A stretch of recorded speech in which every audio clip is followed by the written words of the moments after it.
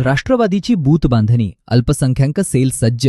कोल्हापूरच्या राजकीय वर्तुळातील आजची महत्त्वाची बातमी. आगामी निवडणुकांच्या पार्श्वभूमीवर राष्ट्रवादी काँग्रेसने आता ग्रासरूट लेव्हलला मोर्चे बांधणी सुरू केली आहे. कोल्हापुरात आज राष्ट्रवादी काँग्रेसच्या अल्पसंख्याक विभागाचा मेळावा पार पडला. यावेळी प्रदेशाध्यक्ष ॲडव्होकेट नाझीर काझी यांनी कार्यकर्त्यांना विजयाचा बूथ मंत्र दिला. मार्केट यार्डातील पक्ष कार्यालयात झालेल्या या मेळाव्यात बोलताना ॲडव्होकेट काझी यांनी स्पष्ट केलं की आता केवळ घोषणा देऊन चालणार नाही, तर प्रत्येक बूथ कमिटी सक्षम करावी लागेल. विधानसभा, शहर आणि तालुका पातळीवर कार्यकर्त्यांनी आता मतदार याद्यांच्या पानापानांची जबाबदारी घ्यावी, अशा सूचना त्यांनी दिल्या. ॲडव्होकेट नाझीर काझी म्हणाले, नामदार हसन मुश्रीफ हे सर्वसामान्यांचे नेते आहेत. त्यांचे नेतृत्व म्हणजे शाहू फुले आंबेडकरी विचारांचा जागड आहे. याच विचारांच्या शिदोरीवर आपल्याला पक्ष संघटना भक्कम करायची आहे. या मेळाव्याच्या अध्यक्षस्थानी जिल्हाध्यक्ष बाबासाहेब पाटील आसुर्लेकर होते. यावेळी जिल्हा परिषदेच्या अध्यक्षा सौ शिल्पा खोत, जिल्हा परिषदेच्या महिला बाल कल्याण समिती सभापती सौ विद्याताई विलास पाटील,